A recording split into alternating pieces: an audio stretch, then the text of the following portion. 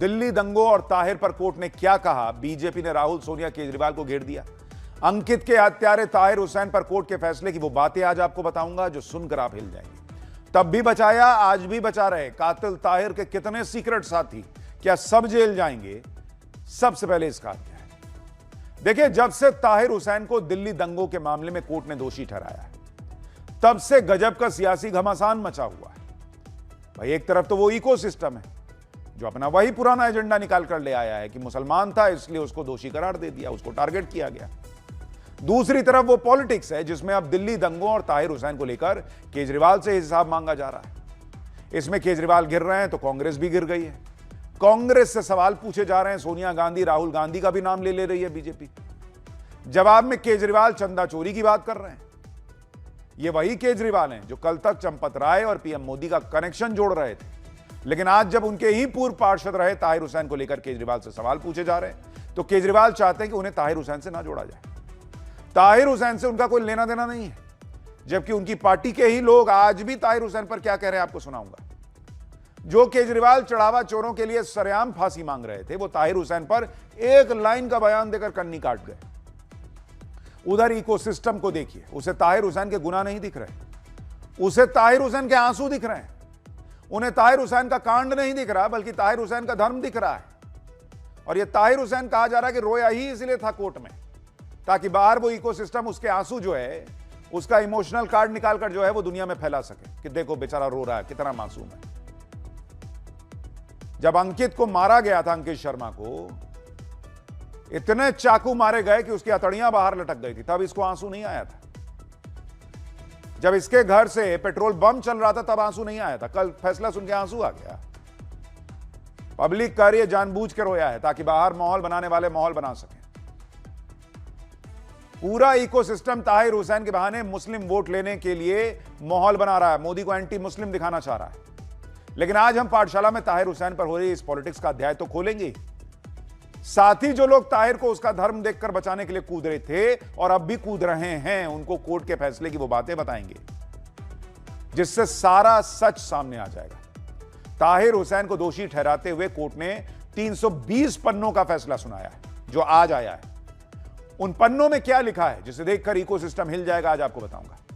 लेकिन कैसे इस फैसले के बाद सियासी घमासान मचा है, बीजेपी केजरीवाल से लेकर सोनिया गांधी, राहुल गांधी को घेर रही है, कौन कौन अब भी ताहिर हुसैन को बचाने में लग गया है, सब दिखाऊं उससे पहले एक ट्रेलर देखिए।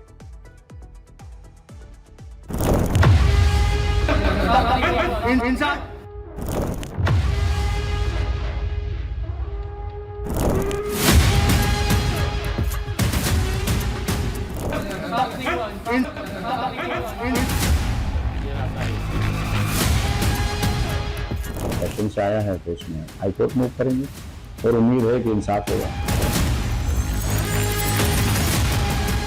ये भी मानते हैं कि ताहिर हुसैन केवल एक्टर है, इस पूरे घटनाक्रम का डायरेक्टर कोई और लोग है। कोई मिट्टी का तेल लेके चल रहा था तो वो अरविंद केजरीवाल और सोनिया गांधी जी थी। अगर कपिल मिश्रा की जगह पर कोई मुस्लिम होता तो उसको सजा मिलती है। अगर ताहिर जी को या अन्य किसी को इसके ऊपर ऑब्जेक्शन है तो उनको हायर कोर्ट में जाना चाहिए। देखिए, ताहिर हुसैन के मामले में गजब ही चल रहा है। ताहिर कल कोर्ट में रोया था क्योंकि उसे पता था कि कोर्ट ने ही भले उसे नाप दिया है, लेकिन बाहर एक इकोसिस्टम है जो उसके आंसू इकट्ठा करेगा और उसमें उसके पाप धोने की कोशिश करेगा। उसके आंसुओं पर यह नैरेटिव खड़ा कर देगा कि देखो मोदी के राज में मुसलमानों को टारगेट किया जा रहा है इसलिए इसको सजा हो गई। वरना जो आदमी आईबी कर्मचारी अंकित शर्मा को बेरहमी से मारने की साजिश का मास्टरमाइंड हो, उसके घर से पेट्रोल बम चलने के विजुअल हो, वहां बकायदा इतनी बड़ी गुलेल लगी हुई हो ताकि फेंक के मारा जा सके पत्थर को बढ़िया से, वो कोर्ट में फूट फूट कर रोया क्या, बाप रे बाप। इकोसिस्टम का कलेजा फट गया कि मेरा ताहिर रोने लगा। अंकित के घर वाले कितना रोए थे इनको नहीं दिखा, और यह आदमी रो रहा है। अरे लड़ाई भी होती है तो आदमी 2 बार 4 बार 6 बार चाकू मारेगा, 51 बार उस पर हमले हुए अंकित शर्मा की बॉडी पर, अतड़ियां बाहर लटक गई। वो आदमी फैसला सुन के रोने वाला हो सकता है क्या, लोग पूछ रहे हैं। और पिछले 24 घंटे से चल के आ रहा है, आप देखिए। कल ही कुछ नेता कह रहे थे कि कपिल नाम होता तो बच जाता ताहिर नाम है इसलिए फंस गया है। आज भी यही तमाशा चल रहा है बॉस, कि ताहिर हुसैन को तो धर्म की वजह से टारगेट किया जा रहा है।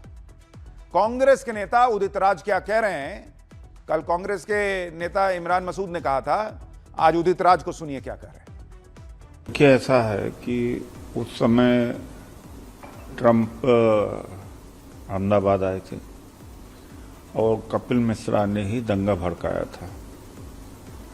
अगर कपिल मिश्रा की जगह पर कोई मुस्लिम होता तो उसको सजा मिलती और उसी को पूरे दंगा का सूत्रधार बना दिया जाता। आज ये लोग जो मुसलमान कर रहे हैं, ये नैरेटिव गढ़ रहे हैं, कोर्ट के फैसले में इस नैरेटिव की धज्जियां उड़ाने वाली बातें हैं जो अभी आपको आगे बताऊंगा। आज जो बात उदित राज कह रहे हैं, कल वही बात कांग्रेस सांसद इमरान मसूद ने कही थी। ये लोग कपिल मिश्रा से जोड़ते हुए यही नैरेटिव बिल्ड कर रहे हैं कि ताहिर हुसैन मुसलमान है इसलिए उसे टारगेट किया जा रहा है। कांग्रेस के नेताओं के मन में कैसे ये सॉफ्ट कॉर्नर दिख रहा है ताहिर के लिए, आप एक एक बयान सुनते जाइए। कांग्रेस के दिल्ली के प्रदेश अध्यक्ष हैं देवेंद्र यादव। एक आदमी जो हत्या का दोषी करार दिया जा रहा है हत्या के मामले में, उसको ताहिर जी कहकर ये लोग संबोधित कर रहे हैं। सुनिए जरा इनको। अभी ये जो जजमेंट हुआ है वो पूरा प्रोसीजर फॉलो करके ही किया गया है। मैं मानता हूं कि अगर ताहिर जी को या अन्य किसी को इसके ऊपर ऑब्जेक्शन है तो उनको हायर कोर्ट में जाना चाहिए। कोई ताहिर हुसैन को जी लगा के संबोधित कर रहा है, कोई ताहिर हुसैन का धर्म बता रहा है। अलग लेवल की पॉलिटिक्स चल रही है बॉस। जबकि ये वो ताहिर हुसैन है जिसके बारे में कोर्ट ने क्या कहा, आज आपको बताऊंगा तो आप दंग रह जाएंगे। लेकिन पहले देखिए कि कैसे ताहिर हुसैन के लिए छाती पीटी जा रही है। केजरीवाल की पार्टी के विधायक हैं अमानतुल्लाह खान, वो भी पीछे नहीं रहे। अमानतुल्लाह खान कह रहे हैं कि वो ताहिर के लिए बहुत दुखी हैं।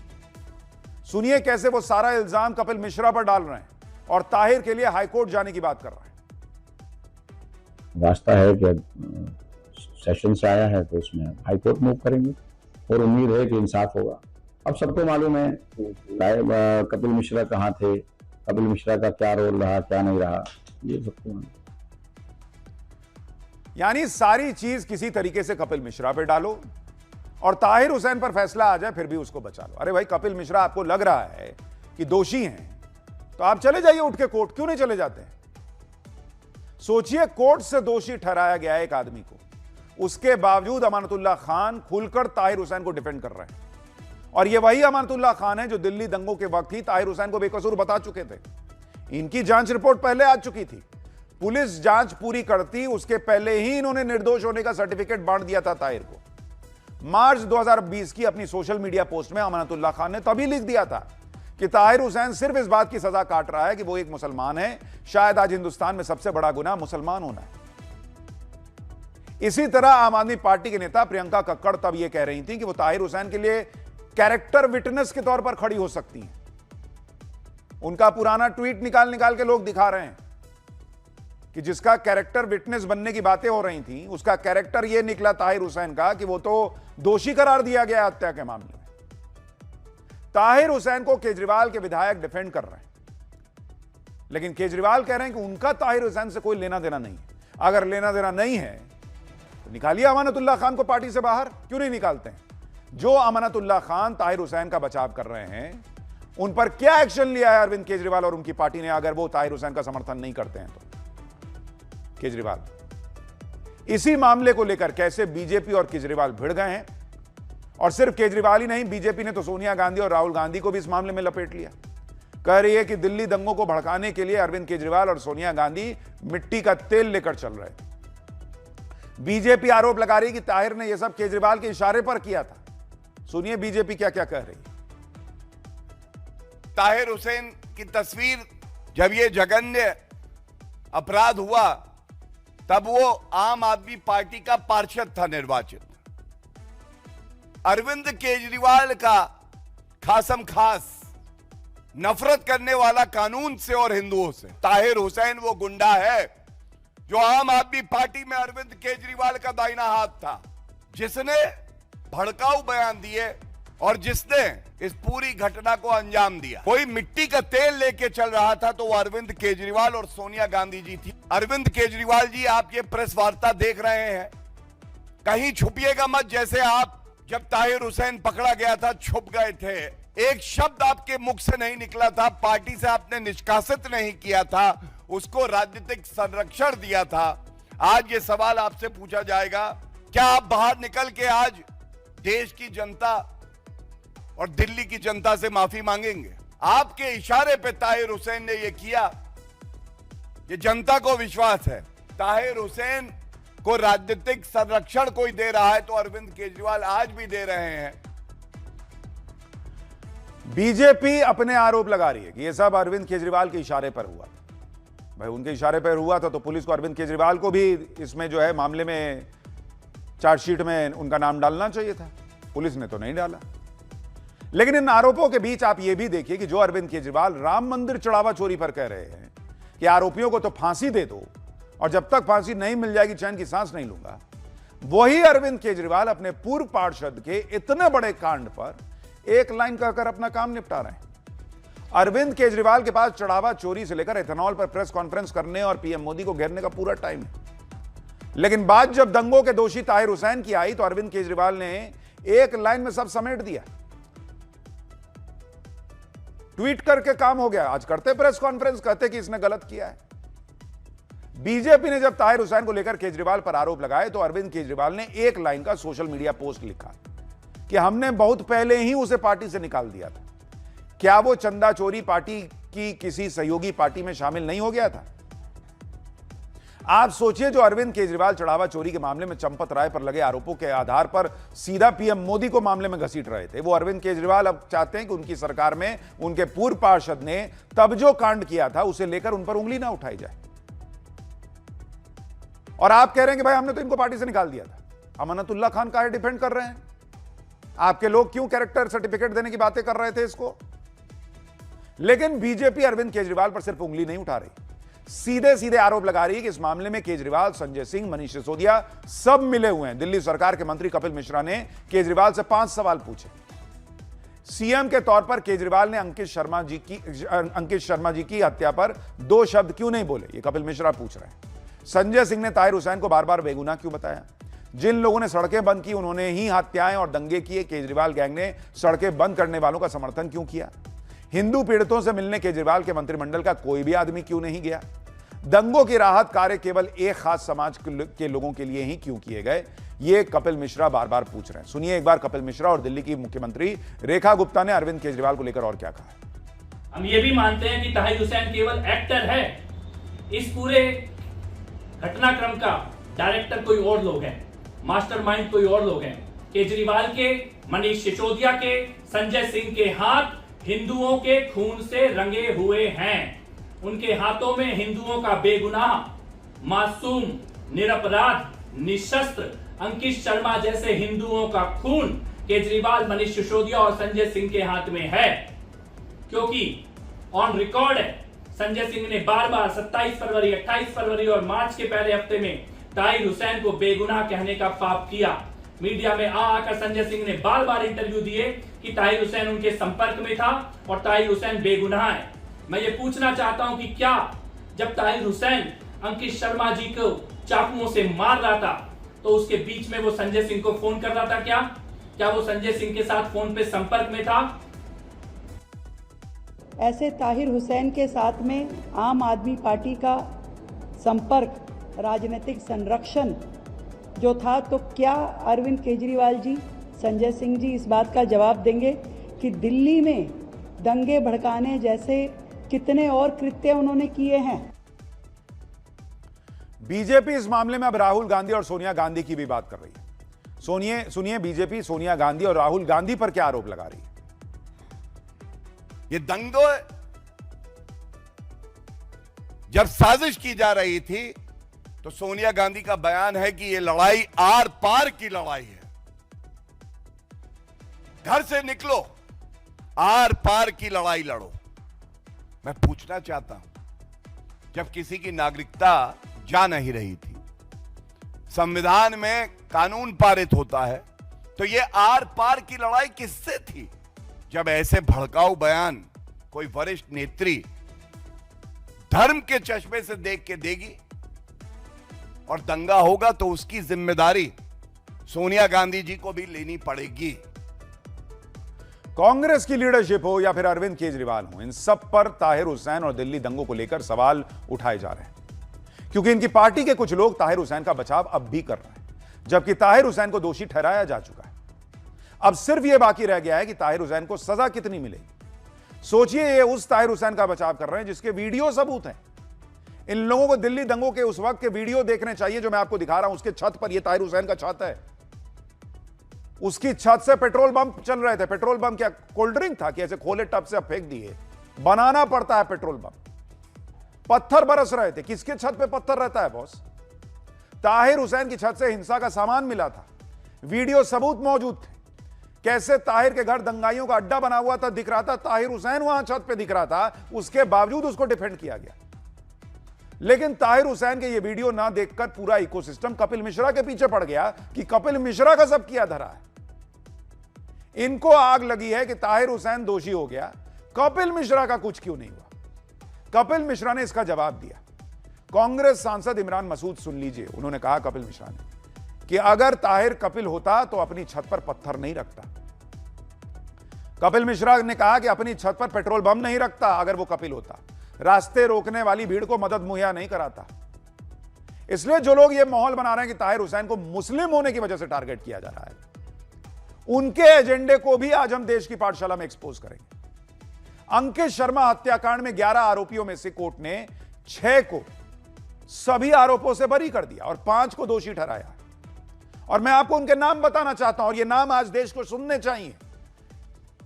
दिल्ली दंगे, उस पूरे मामले में अगर आप देखेंगे कि कौन कौन दोषी करार दिया गया, दोषी किसको इसको कोर्ट ने बताया बॉस, उनके नाम सुनते जाइए। नंबर 1 ताहिर हुसैन, इसका नाम आप सब जानते हैं कि ये ताहिर हुसैन है और कहा जा रहा मुसलमान है इसलिए उसको टारगेट कर लिया गया। नंबर 2 नाजिम, इसको भी कहेंगे मुसलमान है इसलिए टारगेट कर दिया गया। तीसरा नाम काजिम, इसको भी कहेंगे भाई कि मुसलमान है इसलिए टारगेट कर दिया गया। चौथा नाम जावेद, इसको भी कहेंगे मुसलमान है इसलिए टारगेट कर लिया। और 5वां नाम अनस, ये भी इनके हिसाब से मुसलमान है इसलिए टारगेट कर दिया गया होगा। लेकिन मैं आज आपसे पूछना चाहता हूं कि आपको पता है जो लोग बरी किए गए हैं इस केस में, उनके नाम क्या हैं? जो बरी हुए इस केस में 6 लोग, उनके नाम क्या हैं? नंबर 1 हसीन उर्फ मुल्ला जी। क्यों? ये भी तो मुसलमान है, इनको कोर्ट ने क्यों छोड़ दिया अगर धर्म देख के सजा दे रहा था? नंबर 2 फिरोज, ये भी मुसलमान है लेकिन बरी हुआ है। नंबर 3 गुलफाम, ये भी भाई साहब मुसलमान है लेकिन बरी हुए हैं। नंबर 4 शोएब आलम, ये भाई साहब भी मुसलमान है लेकिन बरी हुए हैं। नंबर 5 समीर खान, ये भी मुसलमान है लेकिन बरी हुए हैं। और नंबर 6 मुंतजिम, ये भी बरी हुए हैं, मुंतजिम और मूसा। अब मेरा सवाल सीधा सा यह है कि अगर मुसलमान होने की सजा ताहिर हुसैन को, नाजिम को, काजिम को, जावेद को और अनस को दी कोर्ट ने, तो ये 6 लोगों को क्यों छोड़ दिया बॉस? ये मुसलमान नहीं थे क्या? कोर्ट ने धर्म नहीं देखा, पॉलिटिक्स करने वाले धर्म देख रहे हैं, बचाने वाले धर्म देखकर बचा रहे हैं। ताहिर हुसैन को बचाने का काम आज से नहीं चल रहा।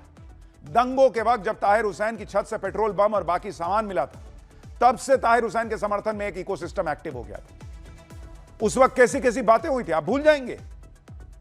मशहूर गीतकार और लेखक जावेद अख्तर तब ये ट्वीट कर रहे थे कि इतने घर बर्बाद हो गए, लेकिन पुलिस ने सिर्फ एक ही व्यक्ति का घर सील किया और कमाल की बात यह है कि उसका नाम ताहिर था। दिल्ली पुलिस को सलाम। ये भी ताहिर को बता रहे थे कि चूंकि वो मुसलमान है इसलिए ऐसा हुआ है कि उसका घर सील हुआ। अरे उसके घर से पेट्रोल बम चल रहा था सर, क्या बात कर रहे हैं आप? विशाल डडलानी, गीतकार, संगीतकार, उन्होंने भी तब ताहिर के लिए ट्वीट किया था कि अगर वो दंगाई होता तो खुद पुलिस को 5 बार कॉल क्यों करता। अब खुद इस जांच में पता चल गया कि पूरी प्लानिंग के साथ पुलिस को बार बार बीच में कॉल कर दे रहा था ताकि कल को केस बने तो यह साबित हो कि देखो मैं तो खुद पुलिस बुला रहा था। लेकिन बिना जांच हुए इन लोग सर्टिफिकेट देने में लगे थे। ताहिर हुसैन के समर्थन में असदुद्दीन ओवैसी ने खूब माहौल बनाया था। आपको उनका एक पुराना बयान सुनाता हूं जिसमें वो ताहिर हुसैन को बेल न मिलने पर कैसे मुस्लिम विक्टिम कार्ड खेल रहे थे। ओवैसी माहौल बना रहे थे कि दंगों के वक्त तो ताहिर हुसैन गरीबों की मदद कर रहा था, उन्हें बचा रहा था। सुनिए जरा। केजरीवाल को बेल हो गई, के चंद्रशेखर राव की बेटी को 6 महीने में बेल हो गई, मगर गुलफिशा को 5 साल से बेल नहीं होती, शिफाउर रहमान को बेल नहीं होती, ताहिर हुसैन को बेल नहीं होती। क्यों नहीं होती बेल उनको? क्या हमारा मुकद्दर सिर्फ घर का डेमोलिशन, हमारा मुकद्दर गोली खाना, हमारा मुकद्दर मस्जिदों को हमारे छीन लेना, हमारा मुकद्दर हमारे बच्चे यतीम होना और उनके मां बाप अपने बच्चों को जेलों में देखते देखते खबरों में चले जाते। मेरे अजीज दोस्तों और बुजुर्गों, ये हमारे मुल्क में हो रहा है। यकीनन ये बहुत खूबसूरत मुल्क हमारा। हमारी इज्जतों को कोई पामाल करना चाह रहा था। उस ऐसे नाजुक वक्त पर जनाब ताहिर हुसैन साहब ने आगे बढ़कर गरीबों की जान और माल की हिफाजत के लिए अपनी जिम्मेदारी को समझकर उस जिम्मेदारी को उठाया। मजलिस ने कोई गलती नहीं की ताहिर हुसैन को अपना उम्मीदवार कैंडिडेट बनाकर। असदुद्दीन ओवैसी कह रहे हैं कि मुसलमानों का मुकद्दर है कि उनको जेल में डाल दिया जाता है, उनके घर तोड़ दिए जाते हैं। कोई असदुद्दीन ओवैसी से पूछे कि अगर मुसलमानों के मुकद्दर में पिछले 12 साल में यही लिख दिया गया है तो ओवैसी कैसे बाहर है? इस देश में बॉलीवुड में बड़े बड़े खान जो हैं वो सुपरस्टार बने हैं, ऐसे ही बन गए। क्रिकेट टीम में मुसलमान है, हर खेल में मुसलमान है, उनके लिए भारत जो है वो चीयर करता है। इस देश में 20 करोड़ 25 करोड़ से ज्यादा मुसलमान हैं, क्या सब जेल में हैं? क्या सबके घर तोड़ दिए गए?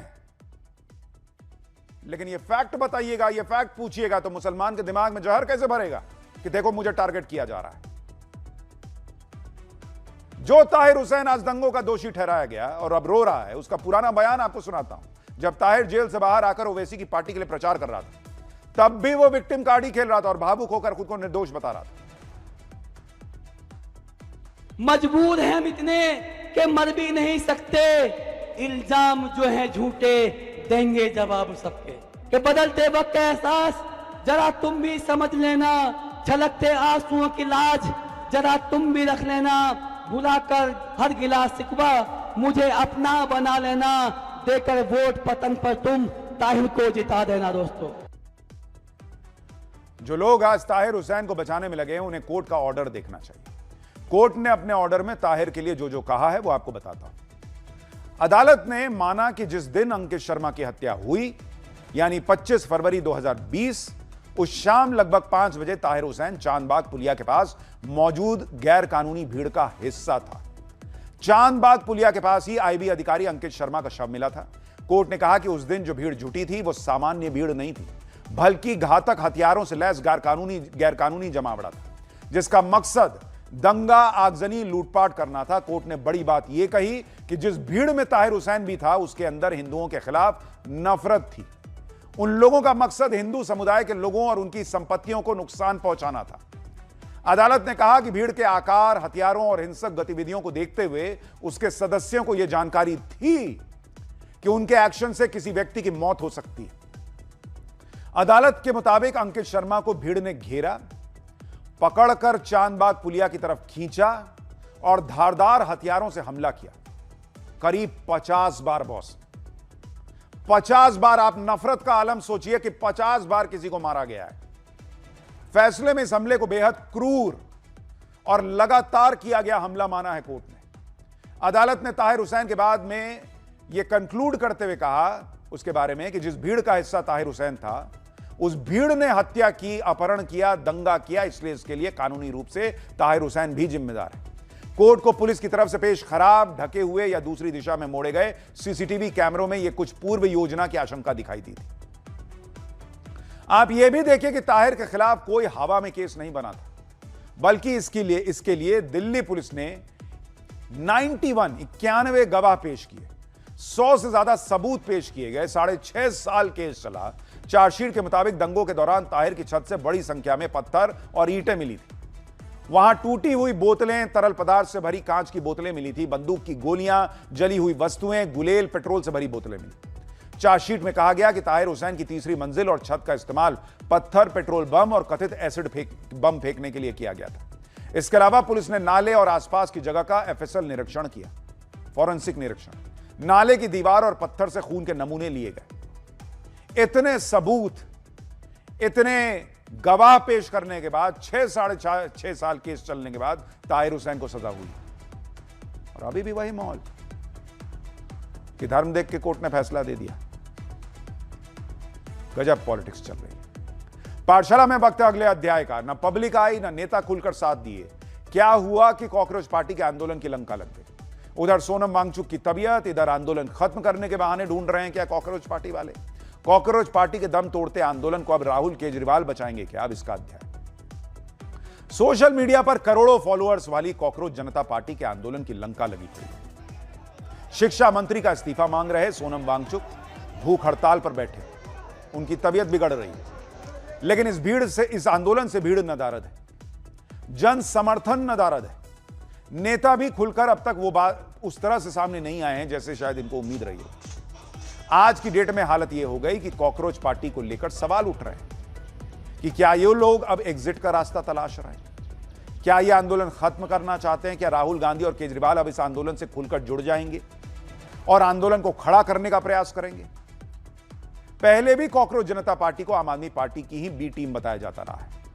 अभिजीत दीपके के आम आदमी पार्टी के नेताओं के साथ संबंधों की चर्चा होती रही है। आम आदमी पार्टी की आतिशी जंतर मंतर हुआ, संजय सिंह हुआ है, अब केजरीवाल भी जंतर मंतर जाने वाले हैं। क्या कॉकरोच पार्टी का आंदोलन खत्म होने वाला है और केजरीवाल जाकर वो एग्जिट रूट बनाएंगे जिससे यह आंदोलन खत्म हो सके सम्मान के साथ, या यहां से एक नया ट्विस्ट आने वाला है। जंतर मंतर पर चल क्या रहा है, वहां होने क्या वाला है, सोनम वांगचुक की तबीयत कैसी है अभी, इस आंदोलन से जुड़ी हर डिटेल आज आपको दिखाऊंगा। इसमें क्या ट्विस्ट आ रहा है वो बताऊंगा, लेकिन पहले एक झलक देखिए।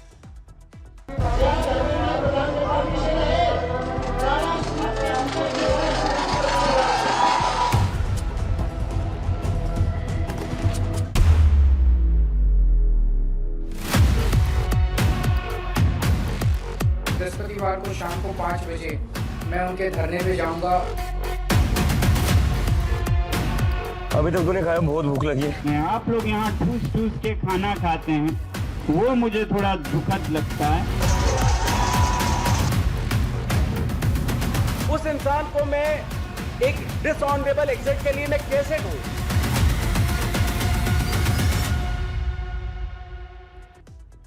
पिछले 17 दिनों से कॉकरोच पार्टी वालों के लिए एक्टिविस्ट सोनम वांगचुक दिल्ली के जंतर मंतर पर भूख हड़ताल पर बैठे हुए हैं। अब सोनम वांगचुक की तबीयत भी बिगड़ने लगी है, माहौल बन नहीं पा रहा है, तो कॉकरोच वाले अब रास्ता ढूंढ रहे हैं कि कैसे अब यह आंदोलन जो है वो समेटा जाए, खत्म किया जाए। वैसे ये लोग जो मुद्दा उठा रहे थे उस मुद्दे में कुछ गलत नहीं था कि भाई पेपर लीक नहीं होना चाहिए, ये सब कह रहे थे। लेकिन इन्होंने एक मुद्दे के नाम पर सोशल मीडिया से जो माहौल बनाया वो सड़क पर आकर टिक नहीं पाया, ना ही ये खुद अपने एक मुद्दे पर टिक पाए। आज की डेट में हालत यह है कि कॉकरोच पार्टी वाले दूसरी पार्टियों को बुला रहे हैं। शुरू में इन्होंने कहा था हमारा पॉलिटिकल नहीं है आंदोलन, अब सबको बुलाने लग गए। धर्मेंद्र प्रधान का इस्तीफा से शुरू हुआ था, बीच में बयान देने लगे कि अभी तो एक लेंगे, फिर इसका लेंगे, फिर उसका लेंगे। अब दूसरे नेताओं को चिट्ठी लिख रहे हैं। कॉकरोच जनता पार्टी ने 10 जुलाई को ही सभी राजनीतिक दलों के नेताओं को चिट्ठी लिखी थी। सभी राजनीतिक दलों से कॉकरोच जनता पार्टी ने अपने आंदोलन के लिए समर्थन मांगा था। इस चिट्ठी में किस किस नेता का नाम लिखा है वो सुन लीजिए। कांग्रेस से राहुल गांधी का और मल्लिकार्जुन खड़गे का नाम है, जिनको इन्होंने चिट्ठी लिखी है कि आइए जरा आंदोलन में। समाजवादी पार्टी से अखिलेश यादव और रामगोपाल यादव है। आरजेडी से तेजस्वी यादव को चिट्ठी लिखी है, संजय राउत को लिखा गया है। एआईएमआईएम से असदुद्दीन ओवैसी हैं, संजय राउत शिवसेना से हो गए। तमिलनाडु के सीएम विजय को चिट्ठी लिखी है। उमर अब्दुल्ला, चंद्रबाबू नायडू सब इसमें शामिल हैं। यानी कॉकरोच पार्टी वालों को अभी भी लग रहा है कि उनके आंदोलन को पब्लिक का सपोर्ट नहीं मिल रहा, इसलिए दलों से समर्थन मंगाओ। अगर ये दल वाले जुड़ गए तो इनके कार्यकर्ता जुड़ जाएंगे, कार्यकर्ता जुड़ जाएंगे तो कुछ भीड़ दिखेगी, और इन राजनीतिक दलों के कार्यकर्ताओं की भीड़ दिखाकर यह होगा कि देखो जो हम कह रहे थे वो सही था। कॉकरोच वालों ने बीजेपी अध्यक्ष नितिन नवीन और जेपी नड्डा को भी आमंत्रित किया है। दूसरी पार्टियों से सपोर्ट इसलिए मांगा जा रहा है क्योंकि जिस भीड़ की उम्मीद कॉकरोच वालों को थी वैसी भीड़ जुट नहीं पाई। खुद कॉकरोच पार्टी के नेता क्या कह रहे हैं भीड़ को लेकर, आप सुन लीजिए। हाँ, अगर ऐसा होता कि यहां पर 20,000 लोग इस जंतर मंतर में भरे हुए होते, अगर देश भर से आवाज उठ रही होती, तो शायद मैं उनसे कहता कि सर चिंता मत करो, हम हार नहीं मान रहे, हम केवल कोई दूसरा तरीका देखेंगे। लेकिन ये तो मुझे कहीं से सुनाई नहीं दे रहा। लोग कह रहे हैं बंद कर दो, बंद कर दो। उस इंसान को मैं एक डिसऑनरेबल एग्जिट के लिए मैं कैसे कहूं? कोई तो आप हमें रास्ता सुझाइए ना, नेशन वाइड से आप आवाज उठाइए ना। यानी इनके आंदोलन की हालत बहुत खराब है। ये खुद कह रहे हैं कि पब्लिक नहीं आ रही बॉस, पब्लिक आती तो हम सोचते भी कि आगे बढ़ाना है। वो कह रहे हैं हमको एग्जिट का रास्ता नहीं मिल रहा, कुछ तो सम्मानजनक एग्जिट का रास्ता हो तो हम सोचें, ऐसे कैसे उठे और चल दें घर। और आप देखिए कि सोशल मीडिया पर ही जंतर मंतर के कई वीडियो वायरल हो रहे हैं जिसमें दिख रहा है कि कॉकरोच जनता पार्टी के आंदोलन में भीड़ नहीं है, पूरा एरिया खाली पड़ा हुआ है। जैसे ये वीडियो देखिए, आंदोलन वाली जगह पूरी खाली दिख रही है। सामने मंच पर सोनम वांगचुक हैं और नीचे सड़क पर कुछ बच्चे स्केटिंग कर रहे हैं। कभी कभी वीकेंड पे भीड़ आ भी रही है, ऐसा नहीं कि बिल्कुल भीड़ नहीं आ रही, लेकिन वो भीड़ उस तरह की नहीं है जैसा इन लोगों ने आंदोलन शुरू करते वक्त सोचा था।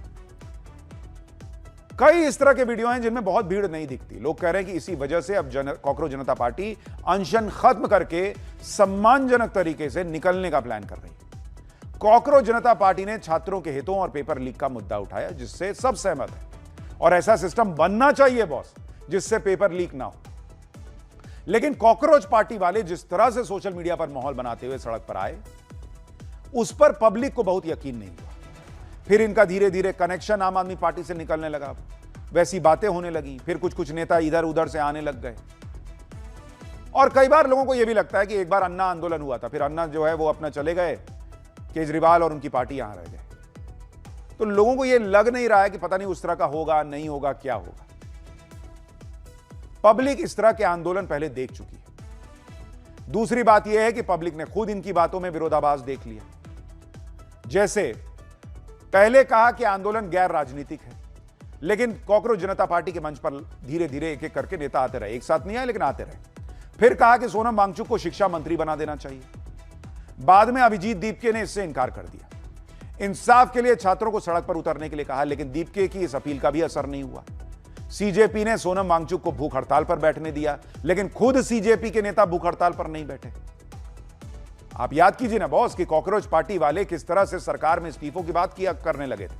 अभिजीत दीपके ने कहा था कि धर्मेंद्र प्रधान का इस्तीफा मांग रहे हैं। धर्मेंद्र प्रधान के इस्तीफे के बाद कई लोग इस्तीफा देंगे, एक के बाद एक सिस्टम से कई लोगों के इस्तीफे होंगे। ये लोग पूरा सिस्टम हिलाने चले थे, लेकिन अब हालत यह हो गई कि इनके दम तोड़ते आंदोलन को बचाने के लिए कांग्रेस और केजरीवाल से उम्मीद लगा रहे हैं। केजरीवाल के लोग तो पहले से ही इनके साथ जुड़े हुए हैं। सोनम वांगचुक की हालत लगातार खराब होती जा रही है। सोनम वांगचुक से अनशन तोड़ने की अपील हो रही है। आम आदमी पार्टी के नेता सोनम वांगचुक से मिल रहे हैं। कल आतिशी जंतर मंतर पर सोनम वांगचुक से मिली थी, उससे पहले संजय सिंह उनसे मिल चुके हैं। अब केजरीवाल जंतर मंतर जाने का ऐलान कर रहे हैं। आम आदमी पार्टी का आरोप है कि सरकार अनहोनी का इंतजार कर रही है। यानी कॉकरोच जनता पार्टी के आंदोलन में अचानक से आम आदमी पार्टी के नेताओं की सक्रियता बढ़ गई।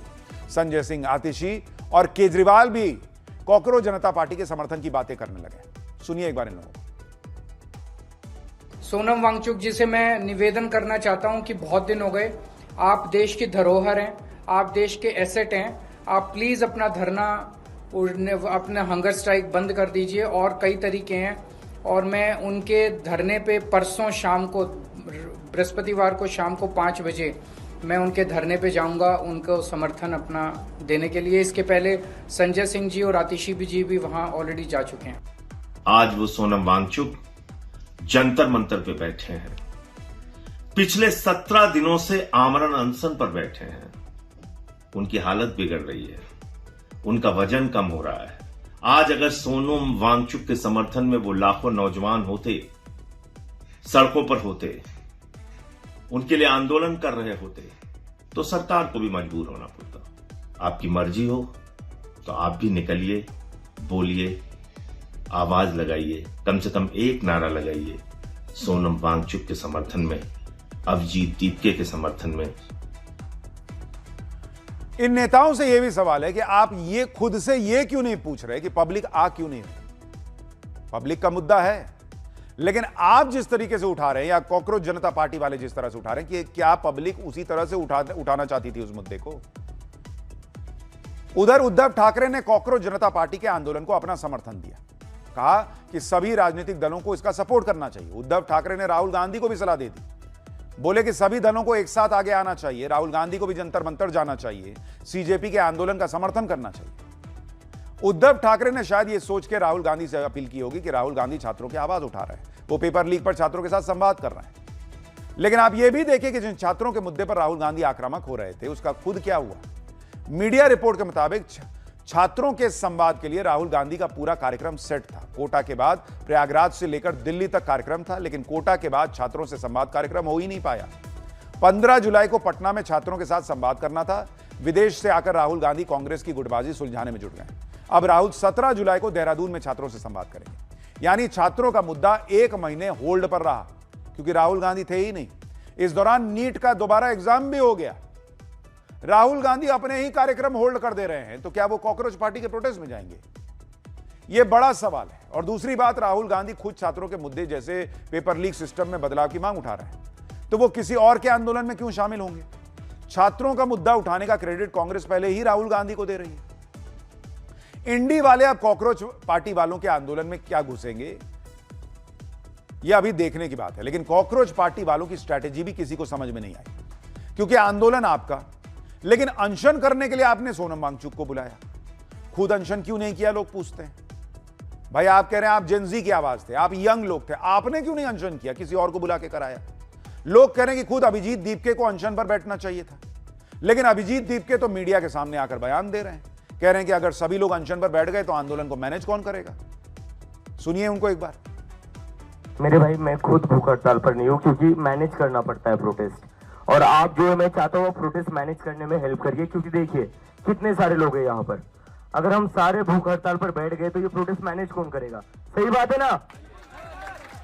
प्रोटेस्ट मैनेज करना भी एक जिम्मेदारी है ना? तो मैं चाहता हूँ आप उसमें हेल्प करिए, ठीक है?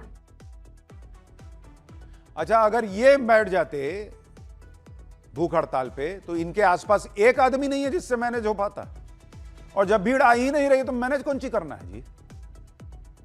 मैनेज किसको करना है जब भीड़ आ ही नहीं रही है? बैठो ना आप अनशन करके वहां पर।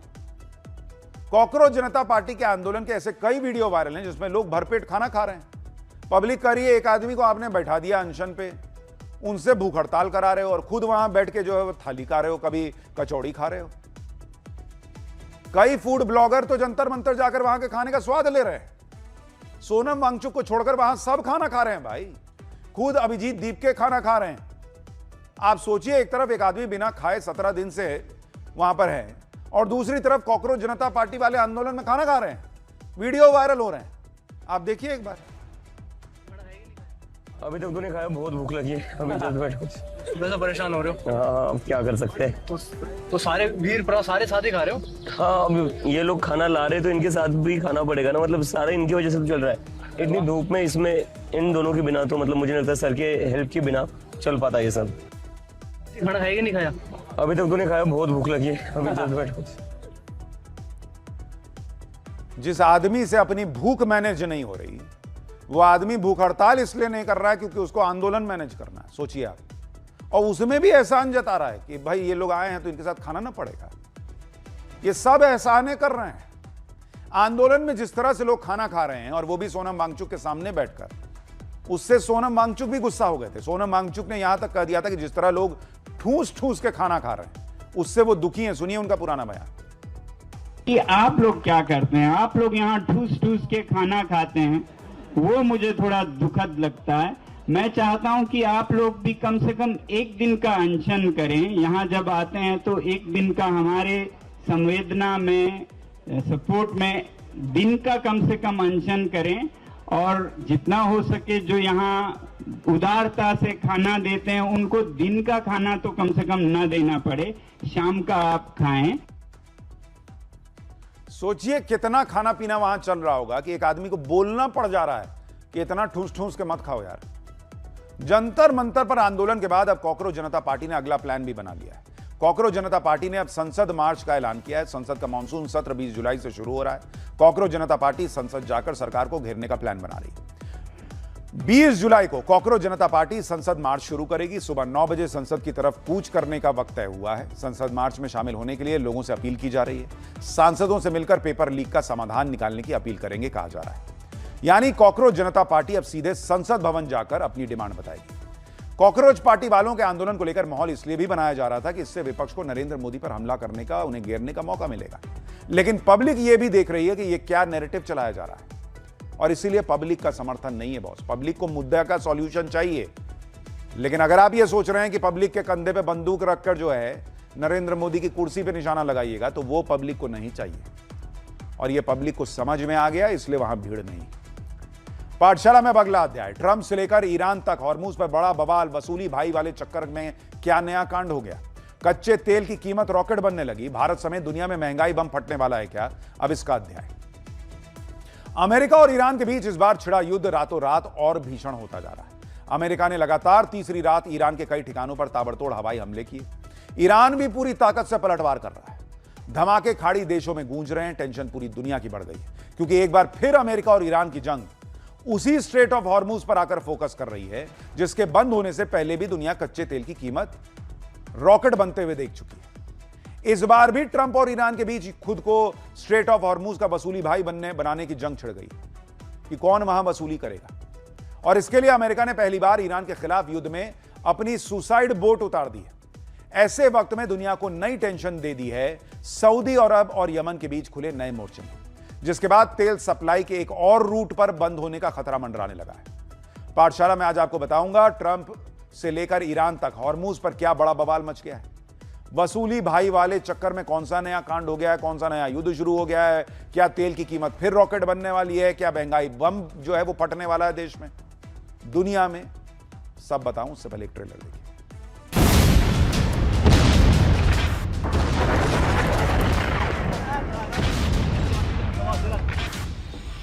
We are just going forward. We're attacking them tonight.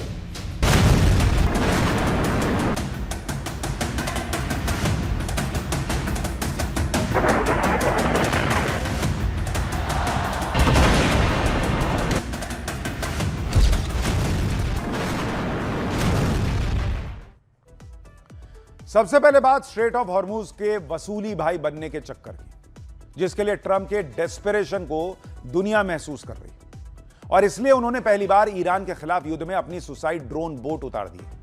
ये तस्वीरें स्ट्रेट ऑफ हॉर्मुज के पास ईरान की पोर्ट सिटी बंदर अब्बास की, जहां ईरान की नेवी का बड़ा बेस मौजूद है और यहीं से ईरान स्ट्रेट ऑफ हॉर्मुज से गुजर रहे दुश्मन के जहाजों को निशाना बनाता है।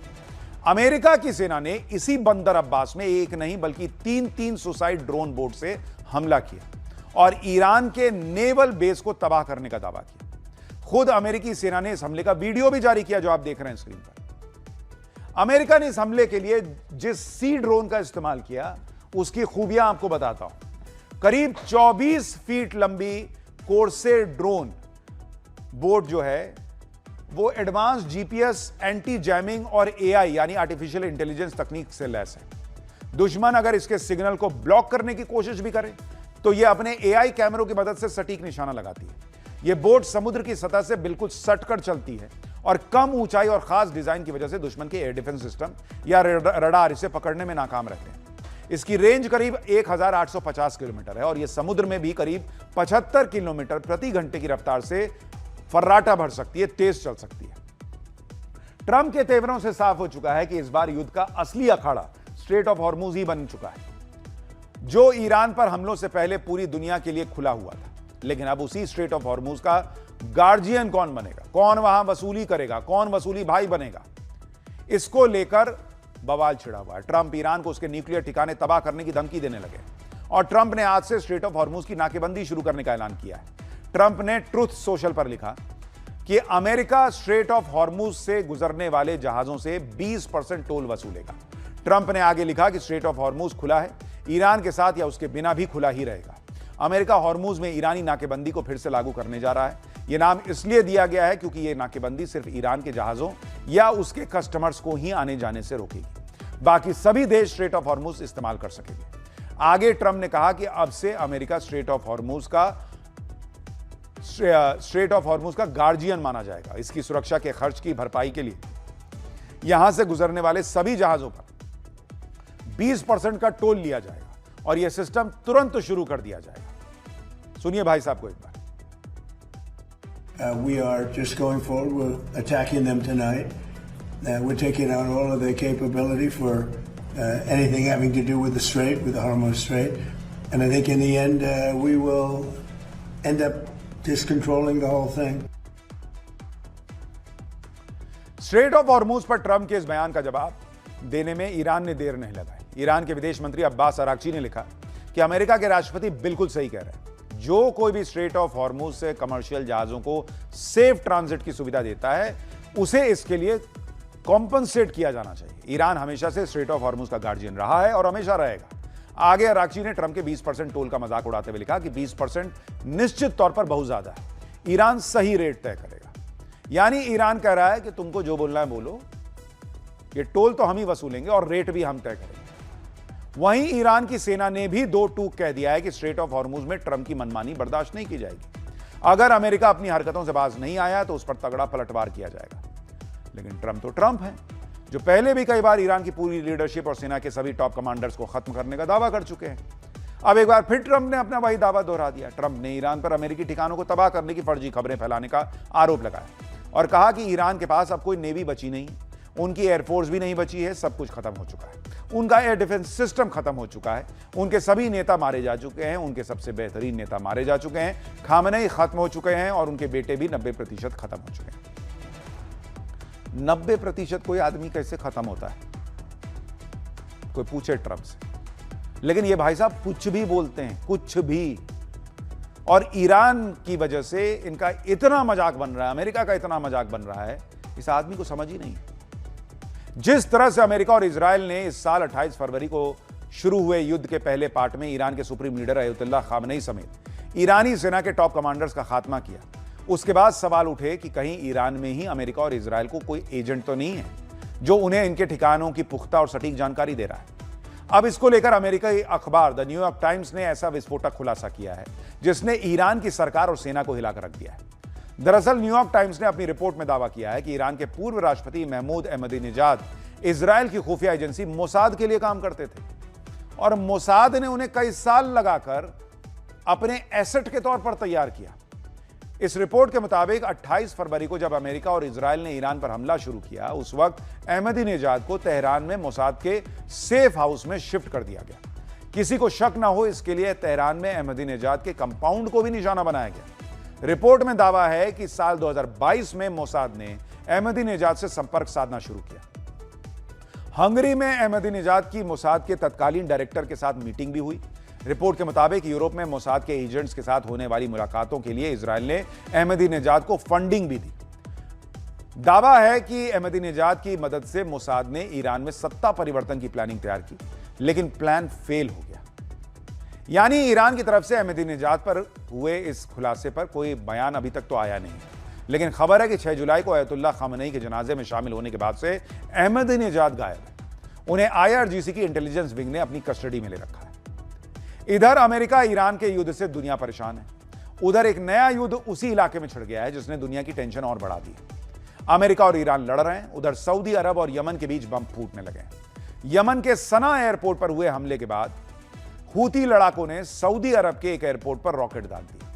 ये तस्वीरें सऊदी अरब के एयरपोर्ट पर हुए धमाके की हैं, जिसके बाद वहां अफरा तफरी मची दिखाई दी। सऊदी अरब के हमलों से भड़के यमन ने स्ट्रेट ऑफ बाब अल मंदेब को बंद करने की धमकी दी, जिसके बाद सऊदी अरब ने ट्रंप से मदद की गुहार लगाई।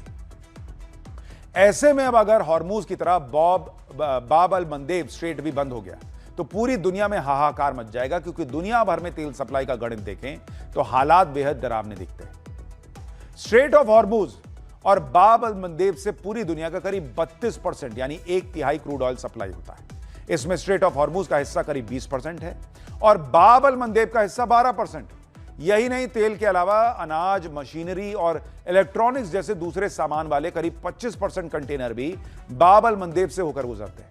ऐसे में अगर यह रास्ता भी बंद हो जाता है तो जहाजों को अफ्रीका से घूम कर जाना होगा और इसमें 15 दिन ज्यादा लगेंगे और लागत 100% बढ़ जाएगी, क्योंकि एशिया से यूरोप जाने वाले जहाजों को करीब 12,000 किलोमीटर का अतिरिक्त सफर करना पड़ेगा।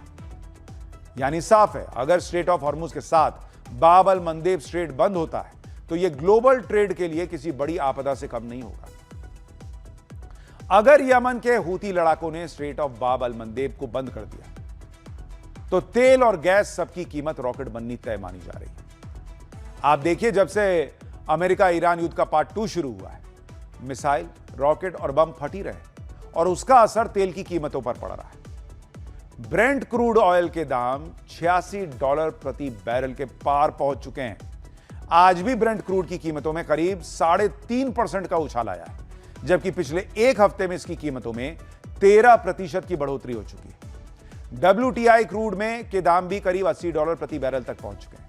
आज WTI क्रूड के दाम में करीब 2% का उछाल आया, जबकि पिछले एक हफ्ते में WTI क्रूड की कीमतें ऑलमोस्ट 10% बढ़ चुकी हैं। देखिए, जब तक हॉर्मुज पर बात नहीं बनेगी तब तक यही चलता रहेगा। हॉर्मुज का हाल तो यह है कि वहां से जहाजों का निकलना बड़ा खतरा बना हुआ है। हॉर्मुज के लिए अमेरिका ईरान लड़ रहे हैं, कमर्शियल जहाजों को निशाना बना दे रहे हैं और इन सब के बीच भारत ने स्ट्रेट ऑफ हॉर्मुज से गुजर रहे कमर्शियल जहाजों पर ईरान के हमले पर सख्त रुख दिखाया है। दरअसल हॉर्मुज से गुजर रहे यूएई के 2 ऑयल टैंकर्स पर हुए ईरान के हमले में एक भारतीय क्रू मेंबर की मौत हो गई थी। इसके बाद भारत ने दिल्ली में ईरान के डिप्लोमेट्स को तलब किया और हॉर्मुज स्ट्रेट के पास हुए हमले में एक भारतीय क्रू मेंबर की मौत पर चिंता जताई। भारत ईरान से इस तरह के हमलों को तुरंत रोकने की मांग कर रहा है। भारत ने ईरान को 2 टूक कह दिया है कि अंतर्राष्ट्रीय समुद्री रास्तों पर सुरक्षित और बिना रुकावट आवाजाही बनी रहनी चाहिए। यानी आप सोचिए, इस तरह के हालात बन गए। देखिए, स्ट्रेट ऑफ हॉर्मुज अगर अभी बंद भी हो गया कुछ दिन के लिए, भारत ने इस बीच में अपना स्टॉक फिर से भर लिया है। लेकिन सिर्फ स्टॉक भरने की बात नहीं है, वहां अगर इस तरह से बमबारी होती रहेगी, ईरान अमेरिका को मार रहा है, अमेरिका ईरान को मार रहा है, और उसमें जो कैजुअलिटी हो रही है उसमें अगर देश के नागरिक मर रहे हैं, ये बड़ी चिंता की बात है। और इसलिए भारत ने तुरंत ईरान को बुलाकर कहा कि बॉस, ये सब नहीं चलेगा, आपको लड़ना है लड़ो, लेकिन मासूम लोगों को मत मारो। देखिए कैसे वहां गोलाबारी चल रही है।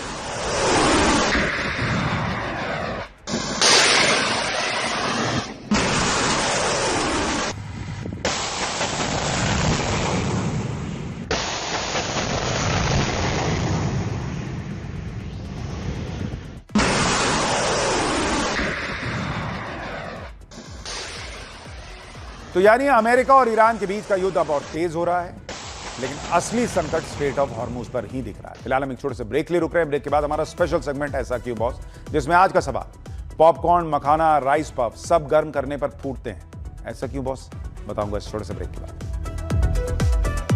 देखिए, जब से तड़ियां बाहर लटक गई थी तब इसको आंसू नहीं आया था।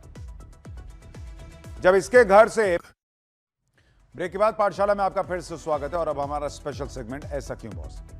पॉपकॉर्न तो, मखाना तो, राइस पफ तो, यानी जो मुरमुरे होते हैं, ये सब लगभग सबने खाया ही है। सभी बेहद स्वादिष्ट और हल्के होते हैं। इनको भून के तैयार किया जाता है, गर्म होने पर ये फूटते हैं।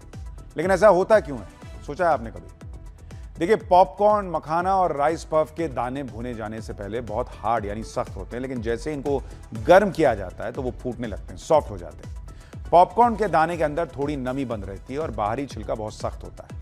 गर्म होने पर पानी भाप बनता है, दबाव बढ़ता है, दाना फटकर उलट जाता है। इसी तरह मखाने को भी पॉपकॉर्न की तरह भुना जाता है। मखाने के अंदर भी नमी होती है जो गर्मी के कारण भाप बन जाती है।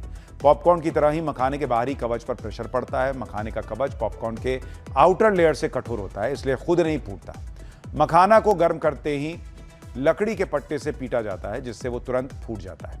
राइस पफ यानी लाई को धान से बनाया जाता है। चावल के अंदर स्टार्च होता है जिसे गर्म करने पर भाप बनती है, लेकिन चावल की बाहरी कोटिंग मोटी नहीं होती, जिससे भुने जाने पर चावल फूटते तो हैं लेकिन पॉपकॉर्न की तरह आवाज नहीं करते। तो ये है इनके फूटने की कहानी। तो आज के लिए पाठशाला में इतना ही, लेकिन